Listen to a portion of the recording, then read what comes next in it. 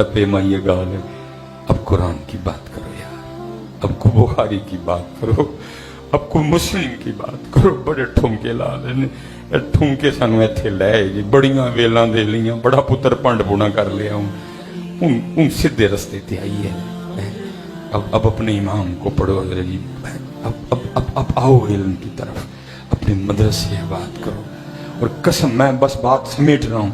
ये जो सिर्फ तुम्हें मौलवी दिखाई देते हैं। मैं आगे बच्चों को कह रहा था, अल्लाह दी कसम मुफ्ती साहब अब हिसाब दे रहे थे मेरा, मैं बता नहीं सकता मेरे अंदर क्या हो रहा था। इतने खराब दिन है, हमें हिसाब देने पड़ेंगे।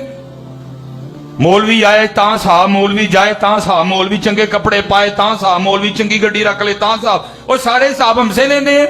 और इतने हिसाब तुमने हुक्मरानों से ले होते तो पाकिस्तान आज कनाडा से ऊपर खड़ा होता। जितना ध्यान तुम मौलवियों का रखते हो ना, इतना तुमने अपने हुक्मरानों का रखा होता तो आज कनाडा हमसे कर्जा मांगने आता। कसम उठा के कह रहा हूं,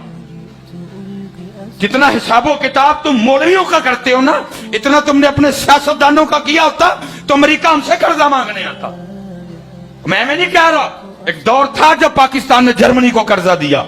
एक दौर था जब पाकिस्तान ने चाइना को कर्जा दिया। आज देखो पाकिस्तान कहां खड़ा है। मेरे मुफ्ती साहब एक दोस्त हैं, उन्होंने माशाल्लाह PhD मुकम्मल कर ली। मैनू पीरा ने आख्या भाऊ जड़ा काम करने आई कर छड़ दे, उन्हें मुकम्मल कर ली। मेरे एक दिन मेरे पास आ गए, कहने लगे हज़रत साहब मैं यूनिवर्सिटी पढ़ान जाना वा, सारे प्रोफैसर टाइयां लाइयां ते गड्डियां ते आंदे ने, वो मेरे को 70 है, वो मैं जो जाना वा ना तो रस्ता भी है नहीं, सारी दाढ़ी मिट्टी हुई तो फिर उतरता भी 70। तो बच्चों ने मेरी बात का क्या असर लेना, तो को शफकत करो, बड़े तड़े मोहब्बत वाले ने, मैंने को गड्डी लै दो। मैंने कहा अच्छा हज़रत साहब जरा को सिर्फ इतना बता दें कि आप भी कुछ हिस्सा डालेंगे अपना, ताकि फिर मुझे पता हो ना मैंने क्या करना है। उन्होंने कहा हज़रत 3 लाख मैं बाकी आपने करना है। मैं ठीक हो गया। मैंने एक दो दोस्तों को कहा, पैसे इकट्ठे हो गए, हमने 7 लाख में हज़रत को मेहरान दी कि हज़रत तुसी यूनिवर्सिटी मेहरान ते जाएगा। और भी कुछ दिन गुजरे, फिर मेरे को रोंदे रोंदे आ गए, हुण की होया, कहने दर जी गड्डी ले ली, कमेटी वाले ने मेरी तनख्वाही अद्धी कर छड़ी, कहने मौलवी साहब तुहाडे किते पैसे बड़े ने।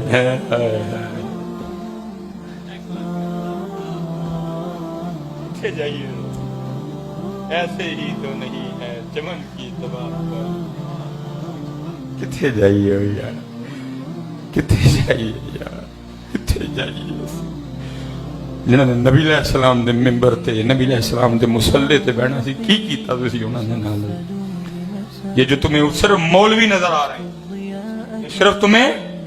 मौलवी नजर आ रहे हैं। हजरत अल्लामा सादुद्दीन तफ्ताज़ानी अलैहि रहमत, आप अपने वक्त में चीफ जस्टिस थे। रोज बादशाह के साथ ना आपका तख्त लगाया जाता था, रोजाना आप उस पर जलवागर होते ताकि लोगों को पता चले कि उलमा की शान क्या होती है। हजरत हस्बे मामूल बैठे थे, जलजला आ गया और बादशाह के महल के किंगरे गिरना शुरू हो गए। अब भाई जान बचाना फर्ज है। अब जितनी कबीना बैठी है ना,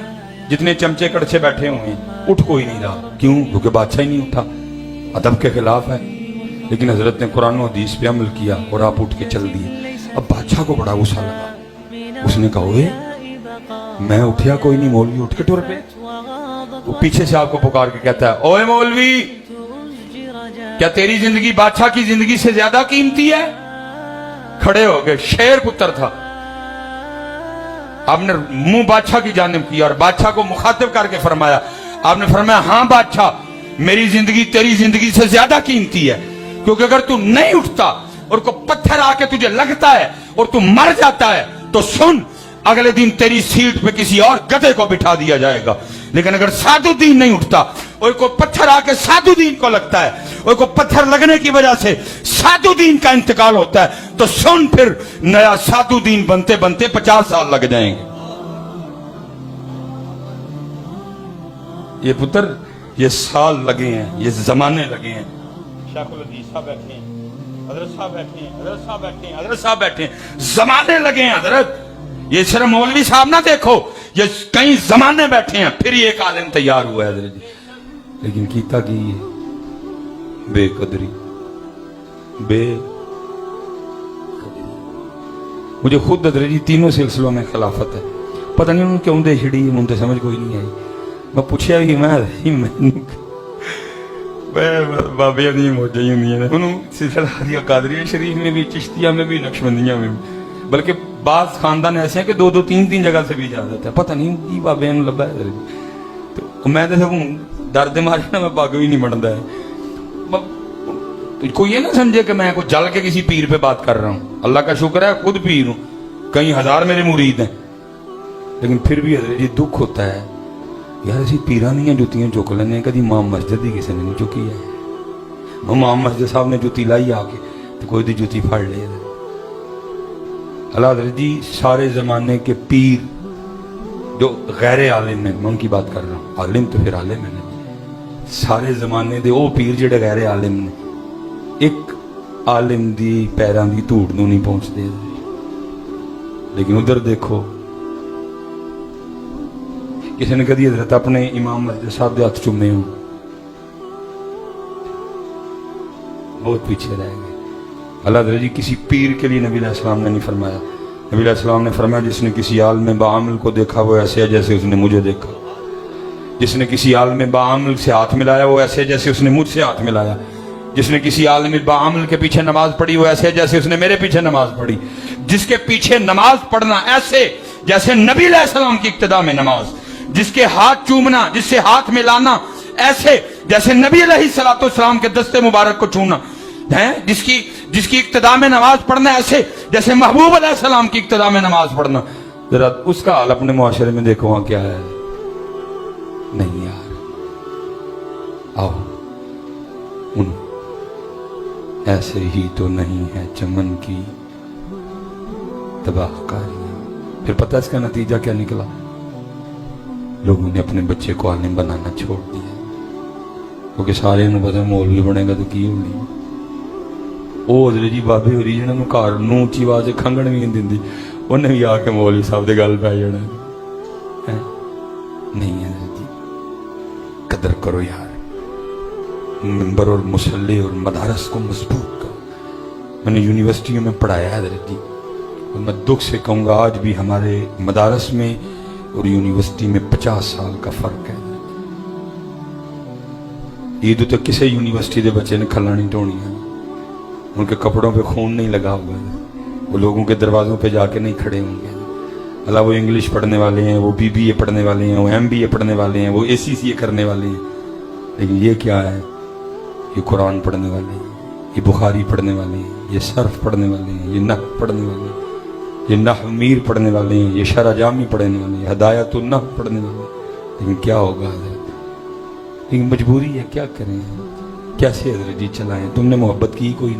نہیں حضرت محبت کرو یار اور آخری بات اور بات ختم بس ایک کام کرنا جب محبت کرنا نا تو کرنا اخلاص بات پھر ہی بننی ہے کیونکہ جتنی دیر اخلاص نہیں اتنی دیر کچھ بھی نہیں آئے گا اور میں کوئی ثقیل عبادت نہیں پڑھوں گا بڑی آسان سی بات میری بڑی محبت ہے حضرت جنید بغدادی رحمت اللہ تعالی سلسلہ علیہ قادریہ شریف کر جمن چڑیاں تے کر جمن کان کدی کدی تے کتے کتے جم دے جنید جنہ لانا ہزاروں سال نرگس اپنی بے نوری پہ روتی ہے بڑی مشکل سے ہوتا ہے چمن میں دیداور پیدا زمانے گزرتے ہیں پھر ماں کو جنید پیدا کرتی ہے دیکھا ایک دن حضرت اپنی خانقاہ میں بیٹھ کے نا تو اخلاص پہ اپنے مریدین کی سالکین کی تربیت فرما رہے تھے کیسا دور تھا یار جب خانقاہوں میں تربیت بھی کی جاتی تھی انہیں ایک عرص رہ گیا انگریزی تاریخ دا ایک عرص رہ گیا اسلامی تاریخ دا اللہ تے غیر اللہ باقی تو کچھ نہیں نہ وہ مسنوی پڑھانے والے رہے نہ وہ وارف المعارف پڑھانے والے رہے نہ حضرت رسالہ کشہریہ پڑھانے والے رہے نہ مکتوبات امام ربانی پڑھانے والے رہ گئی کرامتیں اور کرامتیں بھی کیا میرے پیرا کل کھوتا آیا انہوں نے ان کو پر لاڑے تو انہوں نے کل اڑدا ہے میرے آیا ہی کرامتہ نہیں ہوئی کیڑی کرامتیں ہمیں تو یہی سننے کو ملتی ہیں اللہ بزرگ کہتے ہیں سب سے بڑی کرامت ہے کسی کا مردہ دل زندہ کر دینا اللہ بزرگ کہتے ہیں سب سے بڑی کرامت ہے بے نمازی کو نمازی کر دینا سب سے بڑی کرامت ہے جو شریعت کا راستہ چھوڑ چکا ہے اس کو شریعت کے راستے پہ لے آنا یہ تو شوبدے ہیں سارے ادھر